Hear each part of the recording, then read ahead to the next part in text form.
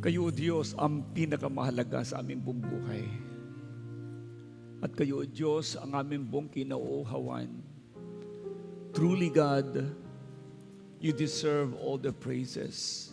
We are always hungry to your presence. Lord, sa aming pong lubos na paglapit ngayong pong umaga, kami po'y nagpapakumbaba at humihingi ng tawad sa aming mga nagawang kasalanan. Linisin niyo po kami ng inyong buhay at banal na dugo. At ngayong buong umagang ito, idamit mo sa amin ang damit ng katuwiran. Lord Jesus, salamat po sa kalayaan na kami makapagpuri sa iyo. Salamat o God sa napakagandang umaga. Thank you for the air. Thank you for the sun. Thank you for the strength. Lord, na binigay mo para gamitin namin ito sa pagsamba sa iyo. We pray right now, bless all your people who seek first your kingdom and your righteousness. As you promise, God, pag inon na namin ang iyong kaharian at iyong katwiran, lahat ng pangailangan namin ay daragdag mo. Salamat po. I also pray, bless all the worship services of JA1 Church sa iba't ibang part ng mundo.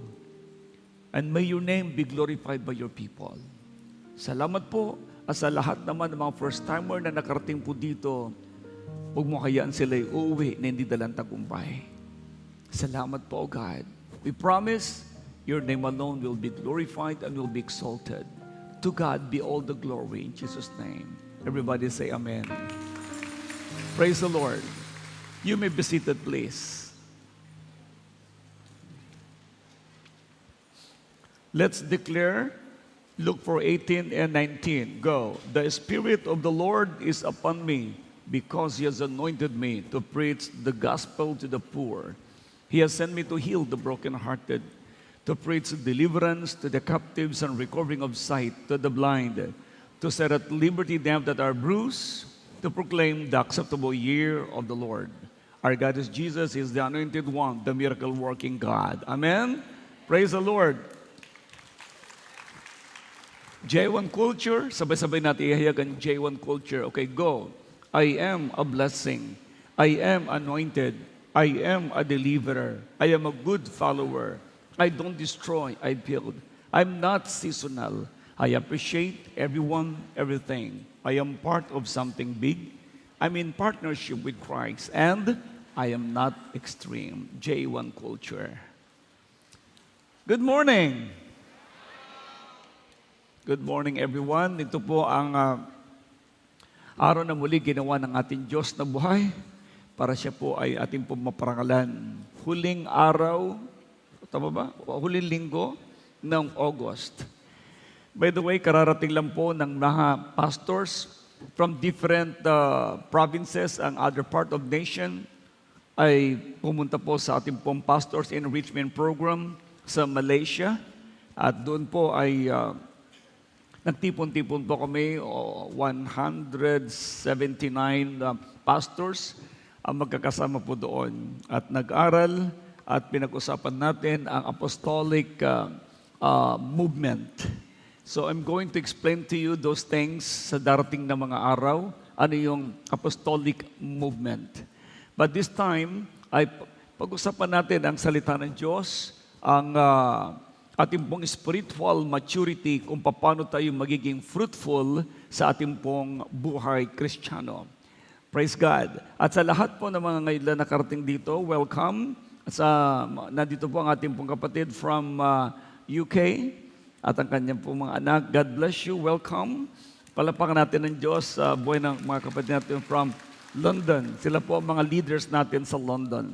At sa mga ibang mga international natin, welcome to the family of JA1 dito sa main church. Praise God. Sa mga first-timer naman, could you please raise your hands? Yung mga for the first time ngayon lang po nakadating dito sa JA1 family. Raise your hands, please. Yes, welcome. Welcome po kayo. God bless you. Rest assured, ng inyo pong dinaluan pong church ay hindi po religion, kundi this is worship service ng mga tunay na mananampalataya ng ating Diyos na buhay. Tayo po ay non-sectarian full gospel Christian ministry. Kaya sa lugar na to ay purong salita ng Diyos ang ating pong maririnig. Okay? Alright, this time, pag-usapan po natin about proof in the fruit. Ulitin ko muli, proof in the fruit. Nasa bunga. Malalaman mo ang puno sa bunga. Tama? Meron lang ako isang kwento. Sa isa pong village, at mayroon po itong tinatawag na magandang bundok, hilly siya, then mayroong streams of water. Meron pong isang malalakbay na napadaan lang po doon at siya ginawan po ng maganda. Then, sa kanya pong katuwaan, dahil sa very hospitable, yung pong mga taga-village na yon, binigyan sila ng tinatawag na binhi. At tinanong ng mga taga-village, ano yung binhi na yung ibinibigay sa amin? Sabi niya, ang binhing ito ay kakaiba sa lahat ng mga puno na iyong makikita dito. Itanim niyo lang po yan at alagaan niyong mabuti. At magugulat na lang kayo kung ano ang magiging bunga nito. So, ginawa po nila itinanim ang naturang seed. At ito dinidilig nila yung nalagaan. Pagkaraan ng ilang taon, nagsimula na siyang mamunga. Ibang klaseng bunga, sapagkat iba't iba po ang buwan-buwan, iba't iba ang bunga nito. Parang imposible naman Bishop Art yan. Actually, nung ito ay kanila pong tinikman, pagkakasarap. Bakit? Ang bunga ay mangga. Parang dito lang sa Batangas yata yung Bishop yung kwento mo eh. Pero alam mo, the following month, namungay masanas. Naku naman, mukhang sa Amerika naman yata yung kinikwenta mo. At sumunod na buwan, abay, orange. At sumunod na buwan, sandali, bakit ganon? Ang bunga naman niya ay yung maasim na napakasarap naman, kung tawagin po nila, ay kiwi. At iba-iba pa. Then dumating yung time na marami mga taga-iba't ibang bayan, bakit meron ganong klase ng puno? So what the people did, naalala po nila yung pagiging generous nung tao na nagbigay ng binhi. So, senior nila ito sa mga tao din. At sa kanilang pag-share, ang mga tao din ay itinatanim yung mga buto-buto na yon. Sobrang saya ng village. Pero dumating yung time na yung mga taga-village ay nag-iisip, bakit ganon? Lagi na tayong pinunta ng mga tao dito para sila nang umuubos ng ating mga bunga. So what they did, sinarado nila ang gate ng kanilang village at sabi nila, hindi, kami lang ang pwedeng kumain nito. Yun. Dumating yung time na ang mga tao ay nagsasabing, ba't yung pinagdadamot, ibinigay nyo lang naman sa inyo yan? Pero sabi, hindi, para sa amin lang ito. Then dumating yung time, nalungkot yung mga tao na pumupunta doon. At biglang may dumating na bagyo. At yung bagyo na yon ay dadaanan ang naturang puno at natanggal ang mga iba't ibang sanga nito. Then, pagkatapos ng bagyo, nalungkot din sila dahil yung napakayabong ng puno na yon ay nalagas, walang bunga. Then, sa pagtagal, pakunti-kunti na lang ang bunga nito. Hanggang sila nag-uusap-usap ng mga taga-village. Sabi niya, bakit ano nangyari? Ano bang nagawa natin para magtampo ang puno na to? Yung pinakamatanda na nagtanim, na binigyan ng naturang binhi, na-realize niya, may sinabi pala sa akin, yung bisita natin yon na nagbigay niyan. Nang sabi niya, huwag niyong susuluhin ang bunga nito, ibigay niyo din sa iba para dumami ang naturang mga puno na yan. Noon na-realize po nilang yon, sila pong lahat ay nagsisi at ang sabi, patawarin niyo po kami dahil po sa naging madamot kami. Masyado kami naging greedy. Nakala namin ang pagiging mahigpit namin sa pagpunta ng mga taong papunta rito para humingi niyan ay makakabuti sa atin. Hindi pala makakabuti. Until they realize na yung word ng matanda ay yung word na the more you give, the more you receive. The more you give and be generous, the more na siya mamumunga. Nakalimutan nila, ang natura palang puno na yon ay regalo ng Diyos sa kanila that could bless them every day and realize that the one who could sustain and give life to the tree is no other than God. Amen. Question, kumusta ang iyong bunga? Mayroon ba nakikinabang sa bunga mo? Ang totoo, lahat po tayo dito ay meron pong binhi na natanim sa puso natin. At yung binhi na yan ba ay tumubo na? At ito ba'y namumunga na? Ano bang tinutukoy kong binhi na yan, mga kapatid? Ang binhing tinutukoy ko, walang iba kundi ang salita ng Diyos. Simulan po natin ating pong pag-uusap ngayon patungkol po sa verse pong ito ng Book of Colossians, chapter 1, verse 9. B up to 10. Ang sabi niya, we ask God to give you complete knowledge of His will and to give you spiritual wisdom and understanding. Then, the way you live will always honor and please the Lord. And your lives will produce every kind of good fruit. Everybody say, every kind. Every kind of good fruit. All the while, you will grow as you learn to know God better and better. Sa Tagalog, ang sabi niya, hinihiling namin na kayo ay mapuspos ng kaalaman ng kanyang kalooban. Sa buong karunungan at spiritual na pagkaunawa.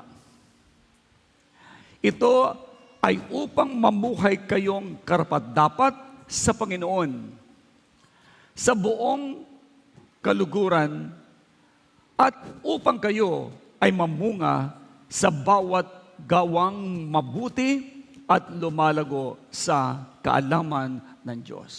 Ang Diyos ang magpapala sa pagkakabasa ng kanyang salita.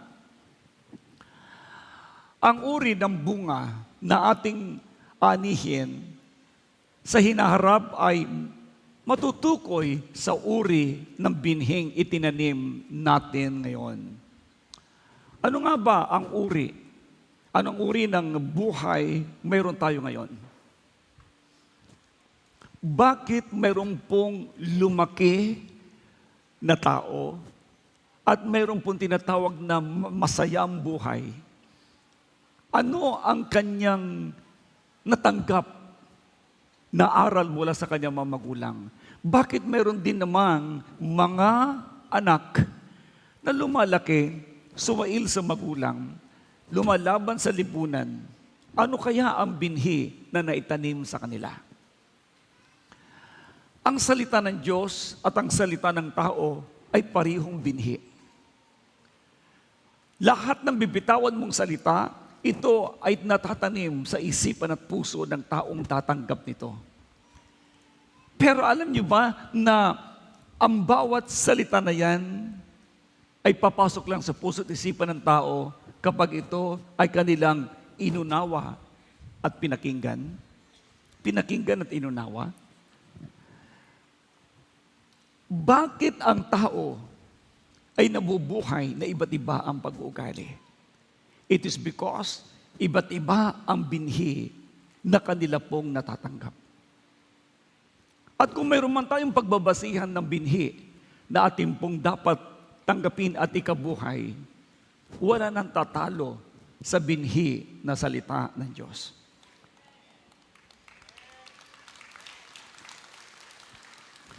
Bakit nung tayo po hindi pa nabuborn again, hindi tayo nagbabasa ng Biblia?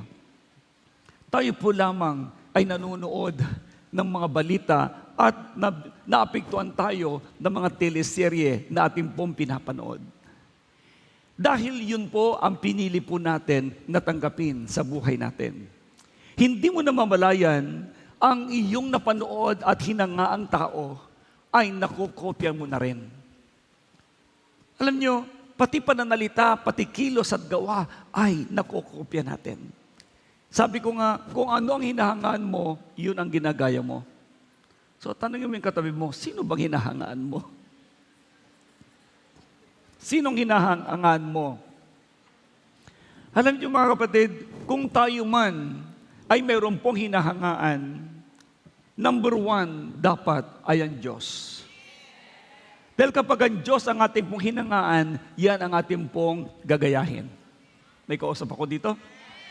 Now, since na ang hinahangaan mo ay ang tao na iyong nakikita, kinokopya nito, ang nangyayari, na-absorb mo ang kanila pong karakter. Kaya kung anong meron ka ngayon at anong meron ka noon, ang una mong kilos, gawa, style, ay ang magulang mo, salita ng magulang mo, pati lakad nila ay nagaya mo. At kung sino man ang mga nasa paligid mo, na kaibigan mo, kinokopya mo din lahat ang mga bagay na yon. Alam nyo, tayo pong lahat ay nakakilala ngayon sa Diyos. At kung mayroon man tayong number one hahangaan sa buhay, yan ang ating Panginoong Hesus. Now, hindi natin siya nakikita para sabihin natin na, paano ko naman siya gagayahin, Bishop Art? Hindi ko naman siya nakikita. Alam nyo, ang salita ng Diyos ay sapat na pag ito inabsorb mo, ang kilos at iyong gawat pananalita ay ayon sa salita niya. Kaya nga pala, ang sabi ng Lord, mapalad ang tao na naniniwala sa akin, bagamat ako hindi nakikita. Bakit? Ang Diyos ay Espiritu, dapat mo siyang sambahin sa Espiritu at katotohanan. At kapag narinig mo ang kanyang salita sa pamamagitan ng Biblia at inabsorb mo ito, magugulat ka na lamang ang buhay mo ay paganda ng paganda, pabuti ng pabuti, at pataas ng pataas ang iyong panampalataya, even payaman ka ng payaman.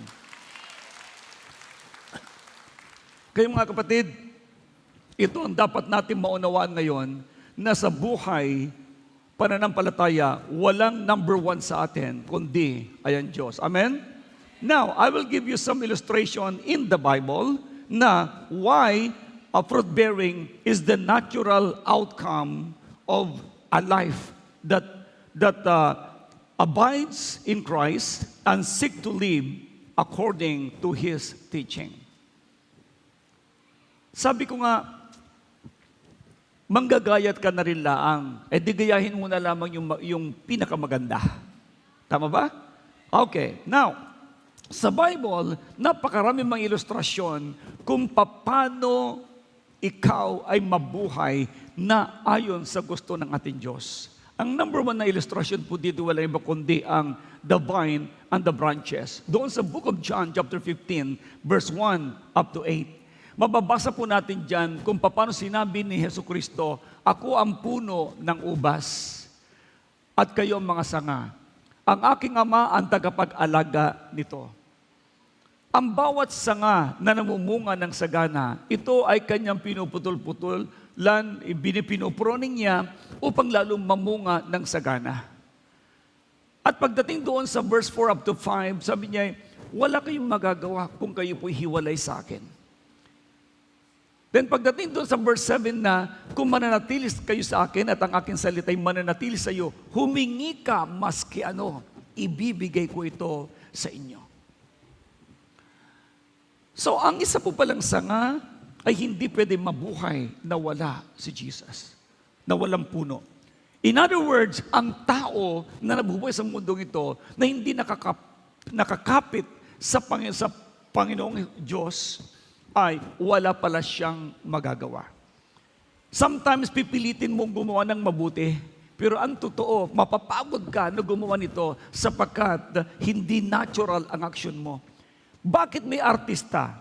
Ang artista ay kumikilos sila ayon lamang sa ginawang script ng mismong direktor. Hindi nila tunay na pag-uugali yon. At sa kanila pong ginagawa pong yun, dahil sa trabaho, napapagod po sila. Pero sabihin ko sa inyo, ang natural na tao, hindi siya napapagod sa kanyang ginagawa kasi natural niya yon.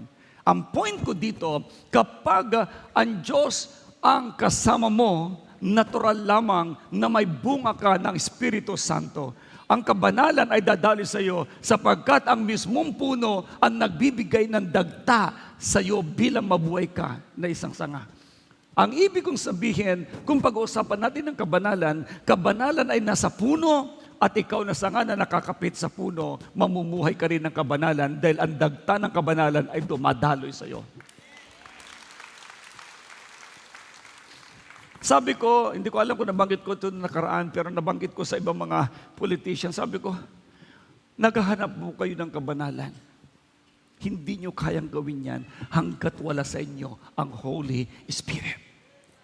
Kaya nga Holy Spirit, banal na Espiritu Santo, so siya lang ang pwedeng magpabanal sa iyo. Tama?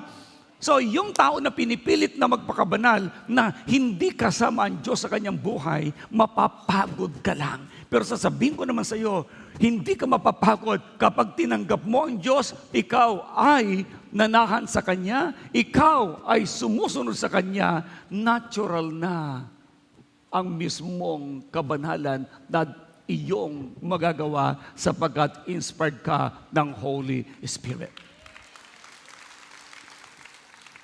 Kaya binigyan ng diin, maliban sa akin, wala kang magagawa.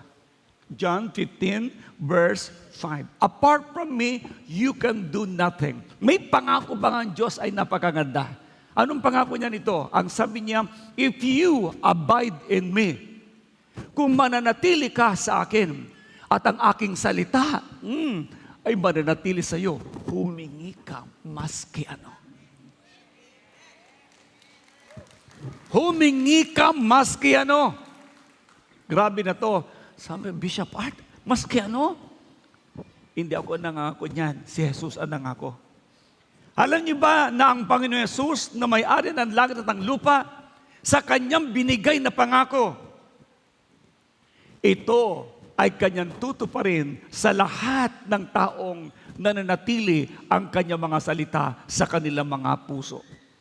Kaya ang word muli dito, kung, tingnan niyo, condition po ito, kung mananatili ka sa akin, at ang aking salita mananatili sa iyo.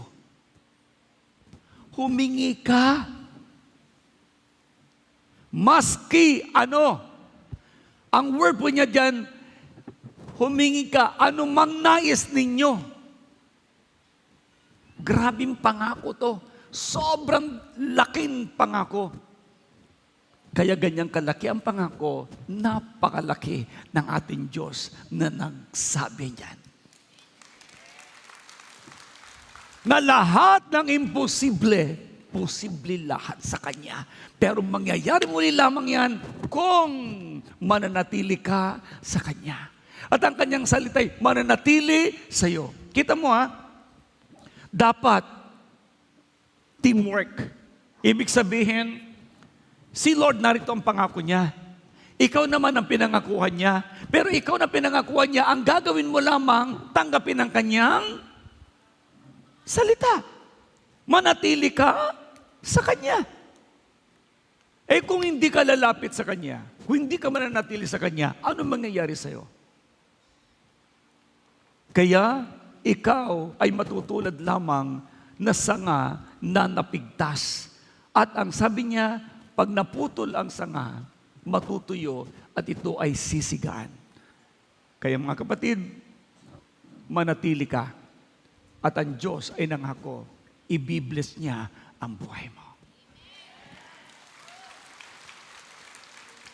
Ang pangalawang ilustrasyon ay the tree by the water. Tingnan niyo po, ang sabi ng Lord naman dito, ang isang tao na nakikinig daw ng salita ng Diyos, matutulad siya sa isa pong puno na nakatanim sa tabi ng batisan. Dumating man ang tag-init, hindi siya matutuyuan. Darating man ang tagbunga, mamumunga siya ng sagana. Bakit? Ang kanya pong dahon ay laging luntian, laging sariwa. So binigkas yan sa book of Psalm 100, Psalm chapter 1, verse 2 up to 3, na ikaw ay matutulad sa isang puno na nakatanim sa tabi ng batisan. Sa oras ng pamumunga, mamumunga ka.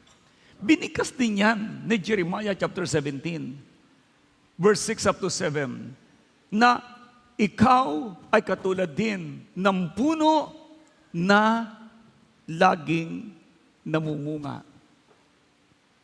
So, if you choose to have a good life, laging sariwa ang faith mo, again, accept the words of God. Hindi po kwentong barbero. Tandaan mo, lahat ng klase ng libro sa buong daigdig, pwede mong basahin. Pero hindi ka mababago nito.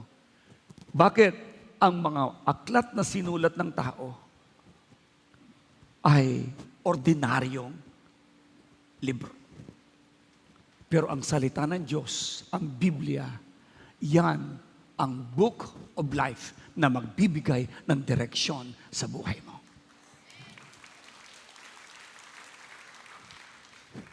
Kaya, gusto mo ba laging sariwa? Okay. Accept the words of God.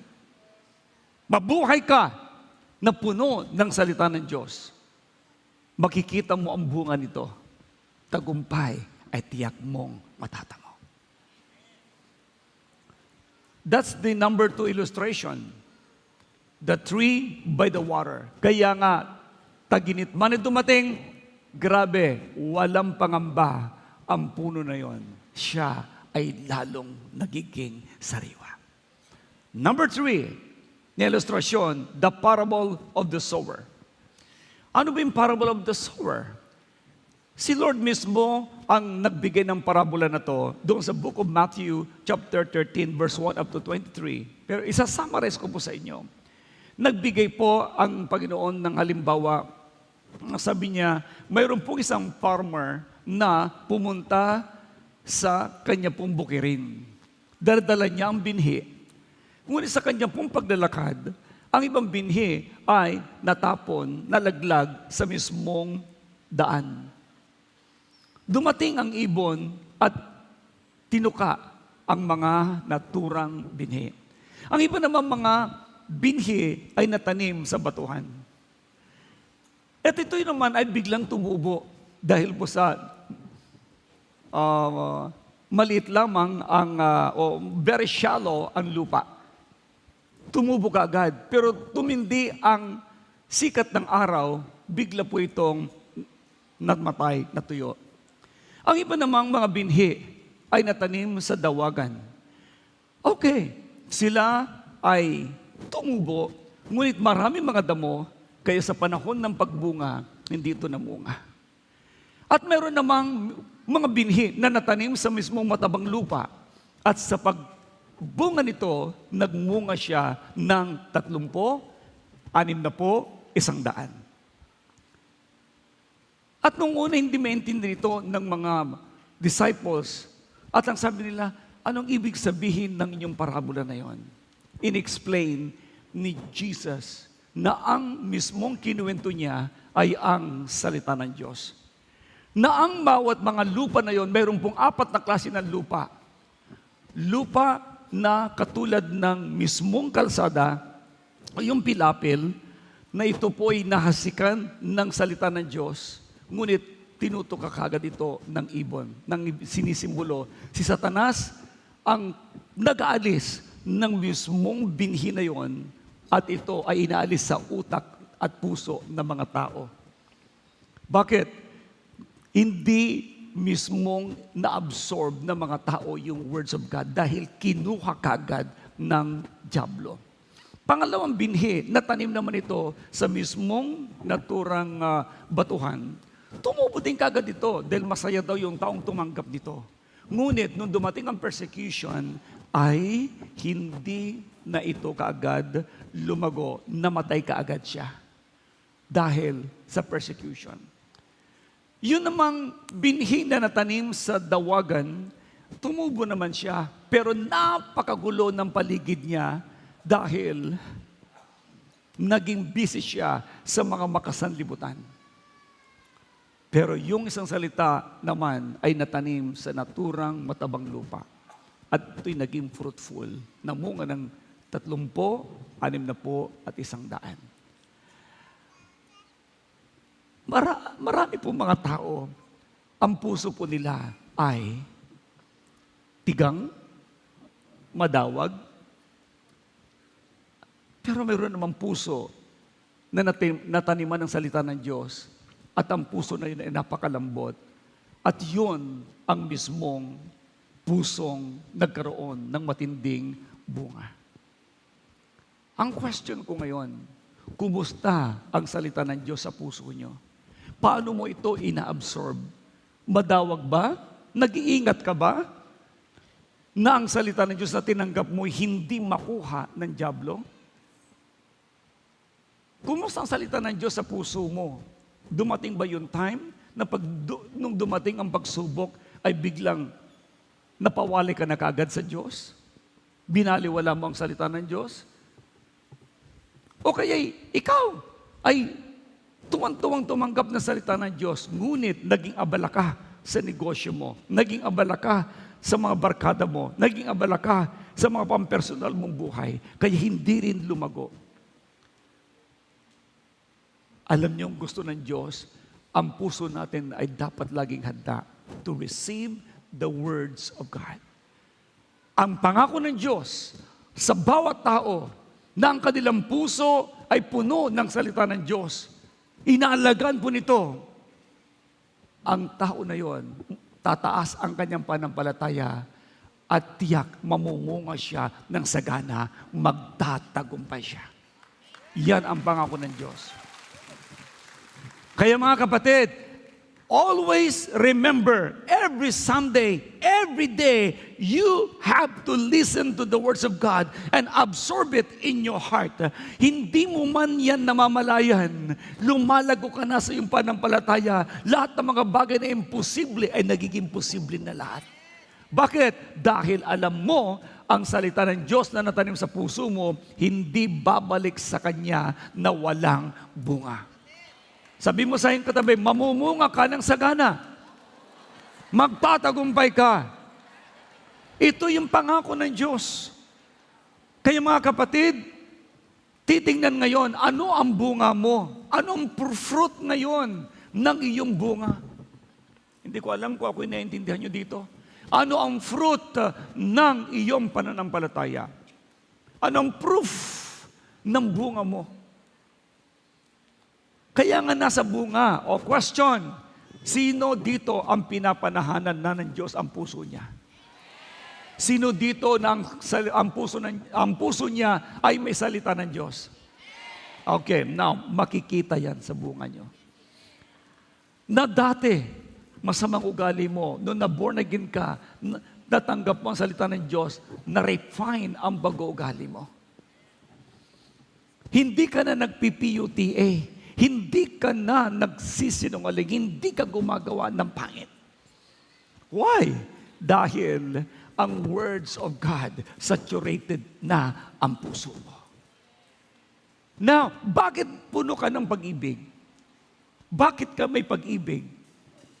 It's because you have the God of love. Kaya ito lang kasimple yun. Ang bunga ng Holy Spirit sa buhay ng tao, walang iba kundi ang pag-ibig. Galatians chapter 5, verse 22 to 23. Love, joy, peace, patience, kindness, goodness, meekness, faithfulness, temperance. Ito yung bunga na makikita mo sa isang taong born again. Ito yung bunga na makikita mo sa taong naipanganak na muli, ibig sabihin, nabuhay. Maraming nabubuhay ngayong tao sa mundong ito na akala nila buhay sila, but they are considered as dead. Bakit patay? sapagkat walang kabuhay-buhay ang buhay. Nagiging way sila ng kapahamakan ng iba. Pero ang tao na may bunga ng Holy Spirit, sila yun nag-share ng bunga nito. Kaya yung mga tao walang pag-ibig, naiintindihan ngayon ang pag-ibig. Kaya pala yung tao na walang kagalakan, naiintindihan ngayon na magkaroon sila ng kagalakan. Yung walang kapayapaan, nagkaroon ng kapayapaan. Bakit? Na-share mo ang mayroon ka. Hindi mo sinusolo ito, kundi the more you share, the more you receive from the living God.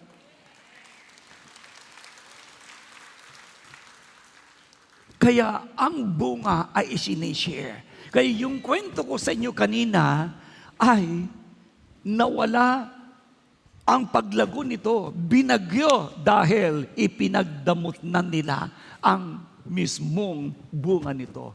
Huwag mong ipagdadamot ang pag-ibig na mayroon ka. Huwag mo ipagdadamot ang kapayapaan na nararanasan mo. Hayaan mo din na maranasan ito ng iba. Huwag mo ipagdadamot ang kagalakan na mayroon ka. Hayaan mo maging masaya din ang mga tao sa pamamagitan ng buhay mo. Yes, kailangan manatili kang tapat. Puno ka ng patience, kindness, goodness, meekness, self-control. Mga kapatid, napakahalaga ang mismong bunga. Kaya pag sinabi po natin na Kristiyano ka, be a spirit-filled Christian ka. Ano ang bunga ulit? Pag-ibig, kagalakan, kapayapaan, katyagaan. May tiyaga ka ba? O, kagalakan, katyagaan, kabutihan. O, ano pa? Kagalakan, then katapatan. What else? Anong kasunod doon? Okay. Then self-control. Ano ba self-control? Pagpipigil sa sarili. Alam nyo, mga kapatid, ito yung ipapakita natin bunga sa marami mga tao para makilala nila ang Diyos na buhay. Pangalawa, ready for good works and service. Dahil alam mong na born again ka, alam mo na ikaw ay mismong connected sa Diyos. Sabi ng Ephesians chapter 2, verse 10. Basahin po natin itong verse na to. Ang sabi nga ni Pablo sa mga tao, na sila mismo ay mayroong magandang serbisyo sa kapwa. Sapagkat tayo'y nilalang ng Diyos, nilikha sa pamamagitan ni Kristo Jesus. Anong purpose niya? Upang iukol natin ang ating buhay sa paggawa ng mabuti. Iyan ang layunin pinili ng Diyos para sa atin noong una pang panahon. Noong una pa man. Paano malalaman ng mga tao ang mabuti kung walang masama? Paano naman malalaman ng masama kung walang mabuti? Kaya nga mayroon pong dilim at may liwanag. Mayroon pong pangit at maganda. Bilang mga anak ng Diyos, tayo mismo ang magpapakita ng magagandang bagay sa ating pong kapwa para malaman nilang may Diyos pala na tinutularan tayo. Kaya tell to the person next to you, be a blessing. Yan, kaya nga, ready for good works and service. Huwag mainitin ang ulo, ha? Huwag mayamutin. Kailangan self-control. Sabihin mo lagi sa mga tao at lagi sa puso mo, ikaw ay born again. Ikaw ay anak ng Diyos. Wala na yung masamang ugali, ha? And number 3 na dapat mong gawin, desire righteousness and holiness. Nasayin mo ang pagiging matuwid at kabanalan. Ang sabi ng Philippians chapter 1, verse 11, sabi ni Pablo sa mga tao, at sagana sa magagandang katangian, kaloob sa inyo ni Jesucristo. sa ikararangal at ikakadakila ng ating Diyos. Now, hindi malalaman ng mga unbeliever kung ika'y born again kung hindi ka magpapakita ng bunga ng pagiging born again mo. Kaya nga, kung dati madamot ka, ngayon mapagbigay ka. Kung dati palaway ka, ngayon maibigin ka. Ipakita mo binago ka ng Diyos. At ulitin ko muli, hindi mababago ng isang tao ang kanyang pag-uugali hanggat walang salita ng Diyos na kanyang tutularan. The words of God is our main guide in life. Another verse, Hebrews chapter 12, verse 11. Ang sabi niya sa kanyang salita, habang tayo'y itinutuwid, hindi tayo natutuwa kundi nang hihinagpis. Ngunit, pagkatapos niyon, mararanasan natin ang kapayapaan, bunga ng matuwid na pamumuhay. Mga kapatid, pag sinukom ang buhay mo sa Diyos, iaayon niya ang iyong buhay ayon sa kanyang kapurihan. Papaluin ka pag mali ang iyong ginawa. Masakit ang napapalo. Sino dito masaya pag pinalo? Abay, lahat malungkot. Masakit. Pero altay ka. Ang sabi ng Bible, dahil mahal ka ng Diyos, papaluin ka niya pag mali ang iyong ginawa. Para ano? Mai-align ka, maitama ka. Kaya kayo mga kabataan, kapag kayo pinapagalitan ng iyong mga magulang, abay, huwag magtatampo. Unawain ninyo, bakit nagalit ang mami ko? Bakit nagalit ang daddy ko? Bakit ako pinalo? Sandali, kayo naman mga magulang, huwag yung papaluin yung mga anak na hindi nyo muna ina-explain. Sasabihin mo, anak, kayo kita papaluin dahil ito ang ginawa mo. Hindi ako galit sa iyo, galit ako sa ginawa mo. Kaya pag pinalo mo siya, nagalit ka doon sa ginawa niya, pero hindi ka galit sa anak mo. Naintindihan ba ninyo? Huwag niyong papaluin ang inyong mga anak na hindi niyo pinapaliwanag. Dahil kalupitan ang mangyayari.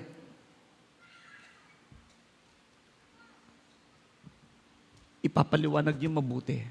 Now, si Lord punong-puno ng instruction sa atin. Papaluin ka.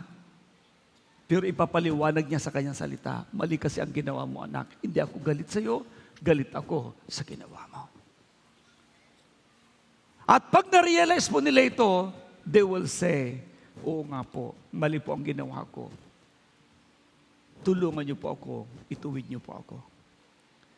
Lahat ng baluktot na bakal, pag itutuwid mo ito, hinahampas po ito, minamaso. Pero ang gandang tignan, pag ito'y na-form ayon sa gusto mong mangyari sa bakal na yon. Si Lord, ayusin niya ang buhay natin para sa ikapupuri ng kanyang dakilang pangalan.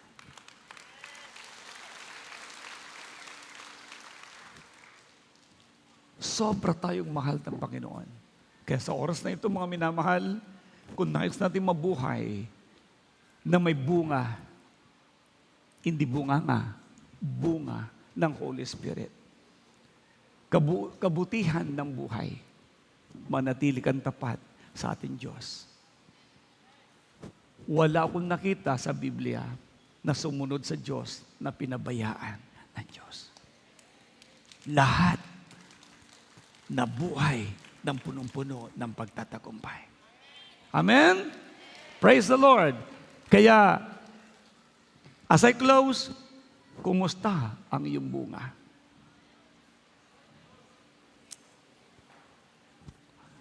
Meron ka na bang pag-ibig? Meron ka na bang kagalakan? Meron ka na bang kapayapaan? Meron ka bang katyagaan? Meron ka bang kabaitan, kabutihan, kahinahunan, katapat at pagpipigil sa sarili, mga kapatid, hayaan mo na ang Holy Spirit ang maghari sa buhay mo. Ibigay mo ang buhay mo sa Diyos. Ang totoo, ang tao na pinapananan ng Holy Spirit, ang siya lamang magkakaroon ng fruit of the Holy Spirit. Love Jesus. Come on, tumayo po tayong lahat sa oras na ito. Hallelujah. Kaya, stay connected. If you want to have a holy life, stay connected to the source. Make sure to remain close to Christ. Kay Christ lang tayo magiging higit na malapit. Kung mayroon man tayong hahangaan sa buhay, si Jesus Christ lang yon. Para malaman mo ang kanyang pag-uugali at ang kanyang pong nature, basahin mo ang Biblia. That's where is character. Kaya ang pag-uugali ay nakabase sa connection natin sa Diyos. Yan ang matinding buhay. At ulitin ko muli, ginagaya lang ng tao ang kanyang pong hinahangaan. Kaya kung mayroon man kayo number 1 na hahangaan sa buhay, si Jesus Christ na nagbibigay ng buhay.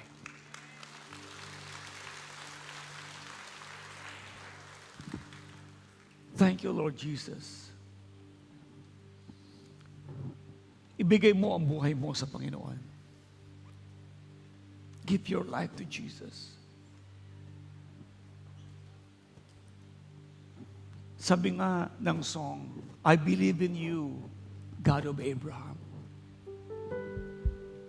I believe in you. You're the God of miracles. From nothing to something.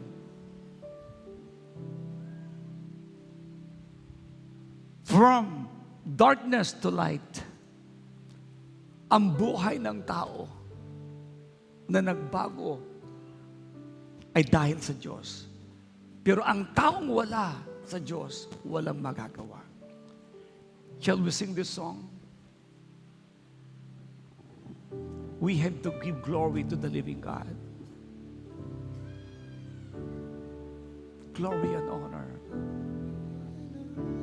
To the Creator, creation bow down and worship Him. Yes, Jesus. Lord God Almighty, receive all thanksgiving.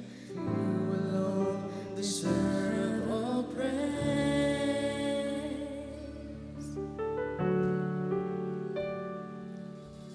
I believe in you, God of Abraham.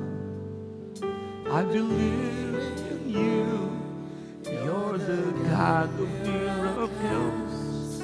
From nothing to something, from ashes to light, from past full of darkness, now you are mine. Ang liwanag ng buhay ay sa Diyos lang. Remember this, from nothing to something, magkakaroon ka talaga. Is to please you. My heart's desires to honor you. Lord God Almighty, receive all thanksgiving. For you alone deserve all praise. Sabi natin sa Kanya, I believe in you, God of Abraham. I I believe in you, God of Abraham. I believe in you. You're the God of miracles. From nothing to something, from ashes to light, from past full of darkness, now you are my light. Lord, I believe In you,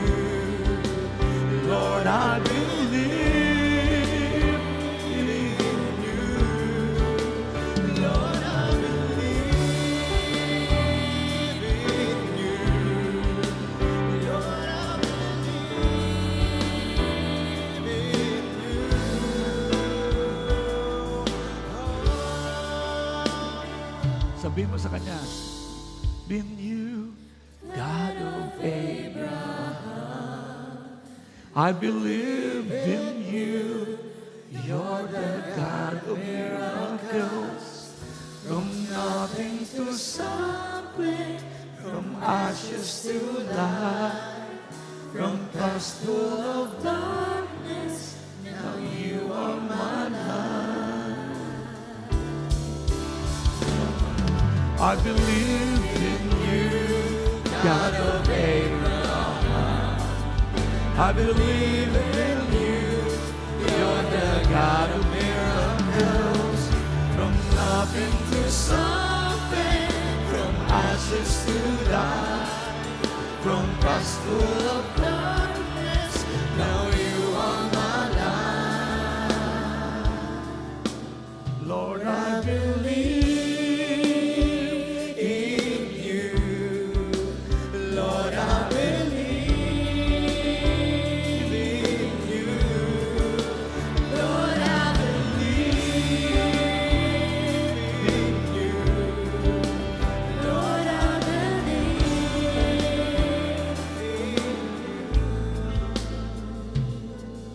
Open your eyes, look at me here.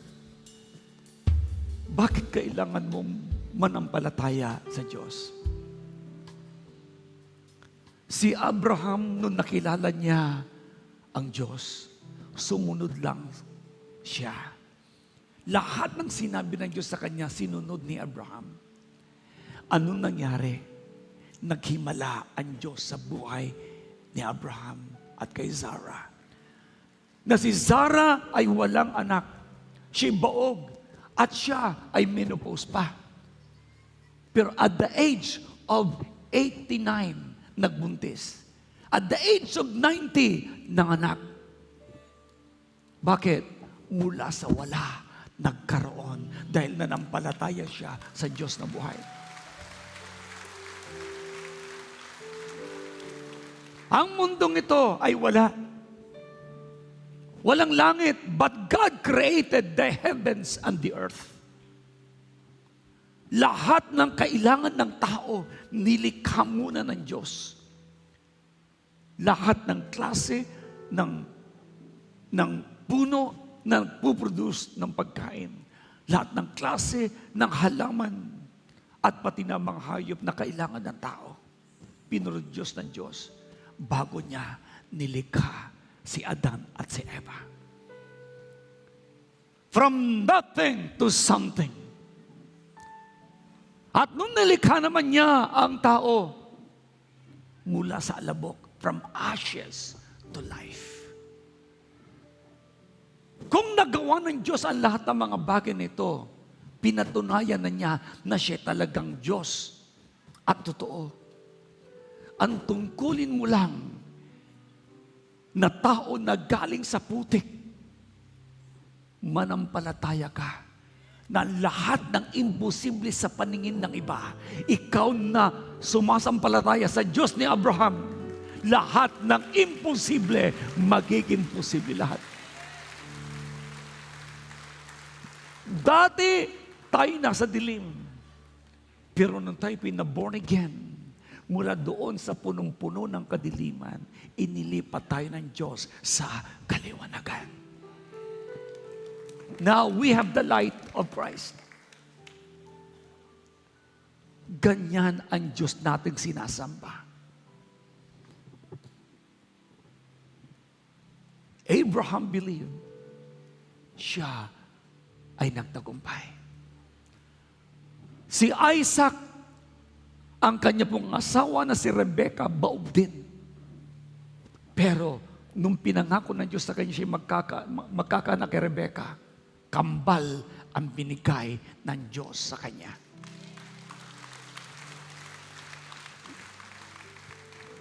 Si Rachel, na asawa ni Jacob, hindi rin magkaanak.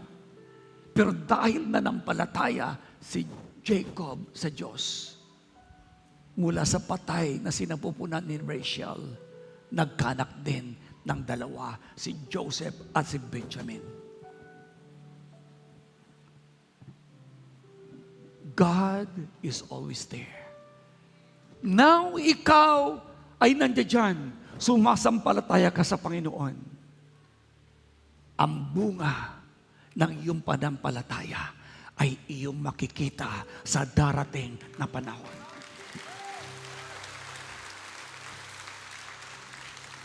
Tinawag na matuwid si Abraham dahil nanampalataya siya sa Diyos. Pinaniwalaan ni Abraham na ang Diyos ay kayang bumuhay ng patay. In other words, lahat na ng imposible sa paningin natin sa Kanya na may likha sa iyo at sa akin, lahat ng imposible, posible.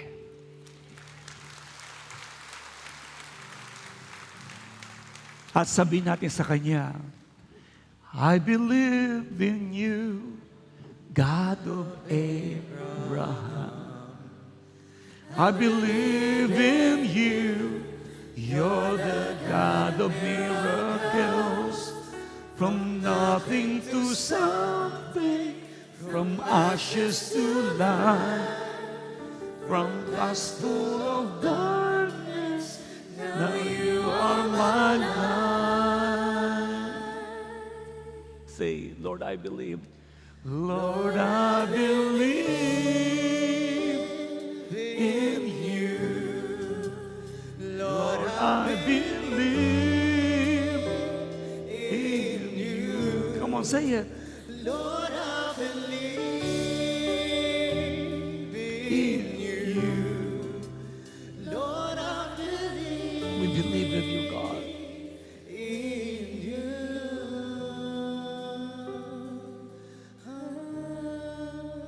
Pumikit po kayo. Close your eyes. Ilagay mo ang kamay mo sa dibdib mo. See it again. I believe in you, God of Abraham. I believe in you. You're the God of miracles. From nothing to something. From ashes to life. From past full of darkness. Now you are my light.